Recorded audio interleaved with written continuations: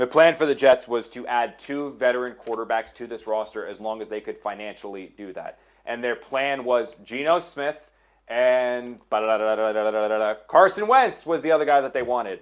I have checked in on this after they signed Geno Smith to make sure that I have not missed anything or nothing has changed. Do I want to go as strong as to continue to say all signs point towards Carson Wentz joining the Jets? No, but I would say he is absolutely the favorite to be the backup quarterback that the Jets ultimately signed. They wanted to get QB1 done, as you reported and I reported. Now they're going to turn their attention to quarterback 2. And when the dust settles, I do think that's going to be Carson Wentz. In fact, you were talking about people close to him saying that. Yeah, so I think I saw you report that, right? I think I talked about on here. I can't keep track of what I say on which podcast anymore, but I can't believe I'm sitting here. Just as we're saying, we can't believe we're about to cover Geno. I can't believe I'm sitting here about to cover Carson Wentz potentially again. You did report that about people close to him, though, right? You said I saw that. Yeah, I did. Yeah. Yeah. Okay. Yeah, that wasn't just me texting you. You're good. Yeah. I unloaded the text logs. Uh-oh. Yeah. You're like, oh crap! Wait, did you report that? Yeah. No, I remember seeing it. Like, okay, you did put that out there. All right, good. Anyway, my point being, I covered him in 2018 and 2019 when he was in Philly, so I still talk to some people who know him pretty well. And they seem to think he's going to be a Jet. It doesn't mean it's 100% happening, like you said. Like until it actually comes out, like these things change like so quickly that I can't say with 100% certainty. But it's as you've alluded to, and in terms of logic, like him and Frank Reich go way back. They were there in Philly together at the very beginning when Carson was at his very best. Like 2017, it feels like a lifetime ago at this point. He was going to be the MVP that year before he tore his ACL. He was looking absolutely phenomenal. Like he was looking like a top 5 quarterback in the NFL. Never really captured that again, but goes to Indy. Statistically, if you look at the stats of it he had of that season, like you wouldn't know those were his stats based on the way his time was talked about, but that's like the best season ever for a Jets quarterback level stats. And it ends just absolutely terribly with them like completely tanking at the end, and him like they had a chance to get to the playoffs, and he has some terrible turnovers to basically they fall apart and miss the playoffs. Everything gets blamed on him. The Athletic had a story where Frank basically like apologized to Jim Irsay for going to bat for Carson Wentz because of how things went. But like at the same time, like Frank just like inherently believes in Carson Wentz, and something that everybody tells you about Frank is he's very loyal to his guys, and he believes in Carson Wentz like to this day in his ability as like an NFL quarterback, and he trusts him. He trusts in his ability to run his offense, and so if he winds up being the quarterback, like you start at all of those points, and because it's the Jets, you have to go into a season assuming the backup is going to start at some point. I think we probably made jokes about Brady Cook is probably going to start at some point this season. Like we definitely joked about that last season. Like if Carson Wentz is the number 2, he's going to start at some point. But if it's not him, like we should probably say like, let's say it's not him, like who are the options? I think the number one that makes the most sense is Andy Dalton on the Panthers. They just signed Kenny Pickett, so I can't imagine they have any use for Andy Dalton anymore. Maybe they'll cut him. Maybe they'll trade him for a conditional 7th or something like that. He's somebody that Frank Reich was with in 2023, and if you look at all the old quotes, it's all Frank being like he's one of the best 32 quarterbacks in the NFL. I can't say anything nicer about him.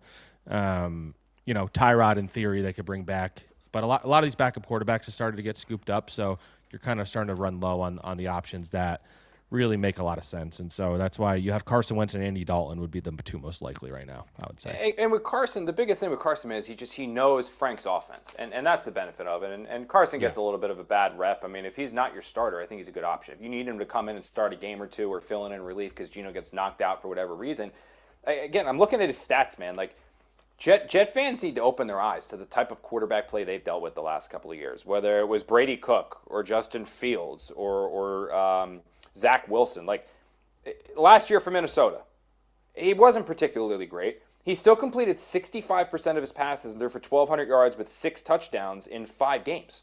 Like that's legit numbers for the Jets. You want to go back to that year with Indianapolis where things kind of fell apart for them?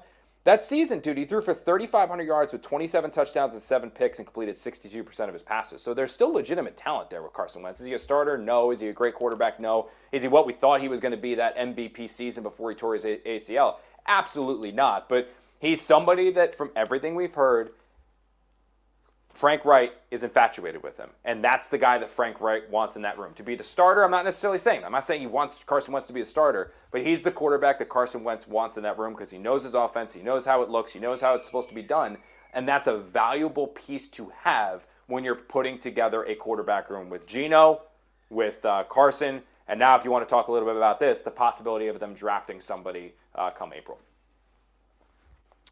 Yeah, and look, Carson is in some ways like Geno Smith in the way that when it looks good, it looks really good. Like he can make some really difficult throws. He can take hits. He can stand in the pocket, can get out of the pocket and move a little bit.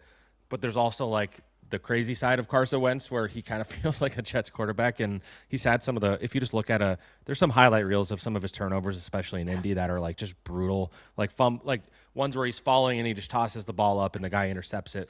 And so you hope you can keep him from doing that kind of stuff. And if you can, like he is an ideal number 2. And I think, like you said, I think that people maybe don't realize how good he looked those first couple of games in Minnesota last year before he like tore his shoulder up and was playing through it. Yeah. Like he had, I believe, over 300 yards in 2 out of his first 3 starts or something like that, and like 3 touchdowns and 2 picks or something along those lines, and completing 66% of his passes, like just really solid quarterback play. And so, if you remove the names and you just show, the stats, the analytics, stuff like that, and these are your 2 quarterbacks, like it's not the worst quarterback room that you or I have covered in our time covering the NFL. It is good enough to, win some games, bad enough to lose some games, good enough to be an average team in the NFL, and that's kind of what the Jets' ceiling is this year. And so it's not as big of a deal that they might go to Carson Wentz as the number 2, as everybody's reacting like, oh my God, I can't believe it. If they went into the season with Carson Wentz as your no doubt number 1, then it'd be fine to make fun of them for that. But I just think it's because you're looking at the 2 names. It's Geno Smith. Oh yeah, it's so funny the Jets are getting Geno Smith. It's Carson Wentz. Like, oh, it's so funny. Anybody is still trying to give Carson Wentz, make him a thing, and it's the Jets. So like everybody's gonna laugh at it. But it's a perfectly fine QB room. I've even had coaches from other teams be like, I mean that QB room makes sense like for where they're at. So and then maybe you add I don't know if they will, but maybe you add a quarterback in the draft if you really like one of these guys. I don't think they necessarily need to force it. I would draft one on like day 3 if you can. I just think that's a good habit to get into. But like if you don't believe in Drew Aller, you don't have to draft him. But I could see that happening, or whoever it is. Like in this class, even if you really like Ty Simpson, this doesn't prevent you from doing that, obviously. Yeah, let's actually it's a perfect way to segue this one, Zach. Because let's move on and talk a little bit about the draft, because I think what I joked with this with somebody before about Joe Shane basically being a trendsetter here, because what the Giants did last year when they signed Russell Wilson, they signed Jameis Winston, is they gave themselves flexibility in an NFL draft that wasn't as quarterback bare as this one. But last year's draft wasn't believed to be this like quarterback factory. I mean, Shedeur Sanders was kind of like, is he a first-round pick? Is he not? Jackson Dart at this time last year was like, oh, he's probably a second or a third-round pick, and then he really elevated his stock with the private workouts and when coaches got a chance to really talk to him. The Giants going the way that they did a season ago gave them the flexibility going into the draft where if there was an opportunity to pounce and get a quarterback that they really liked, they could do it. If that opportunity didn't present itself, they felt really good about the quarterback room of Tommy DeVito as your 3rd, Jameis Winston as your 2, Russell Wilson as your 1. They really like that. The Jets are now in a similar situation. I don't know how they feel about Ty Simpson. I don't know how they feel about any other quarterback in this year's draft. But in having these 2 guys, or if they get a second guy in place like Carson Wentz and you have Geno Smith, you now have the luxury of letting the draft fall to you the way that it falls to you. So if there is a tie, say you go pass rusher at 2 with Reese, and then you go with a wide receiver like Tyson at 16, and then suddenly as the draft is unfolding, you're sitting there, pick number 25, pick number 26. If for some reason Ty Simpson is still there, you can make the trade of your second-round pick and a future 4, go up, get him, and now throw him into this quarterback room where he's going to have a mentor in Geno. He's going to have a mentor in Carson. He's going to have somebody who understands how this offense works with Frank Wright mentoring him without having to say, oh, God, we don't have a quarterback. We got to take him at 16, or oh, we got to take him at 2, or we got to move up and get him here. Like it takes that pressure and that concern out of it, where now the Jets can truly let the board fall the way that it does. Yeah, the best case scenario going into the draft is where you don't feel like you have to force it at any position. And so, I think maybe fans are worried that they're going to feel like they have to draft that left guard from Penn State, which I think he's a really good player, and I think I'd actually be more excited about that than some fans are. But, assuming they sign a veteran guard, then you're going to have the ability at 16 to truly pick the best player available. And that might mean, let's say, you and I have talked about this, like let's say they trade for Brian Thomas and you give up a second round pick or whatever you're giving up, or maybe it's another receiver you give up a pick for, that doesn't necessarily preclude them from drafting someone still at 16. Like if Cardinal Tate somehow falls that far, or if Mekhi Lemon, you really, really love him, like why not go and get him and just have four really talented wide receivers?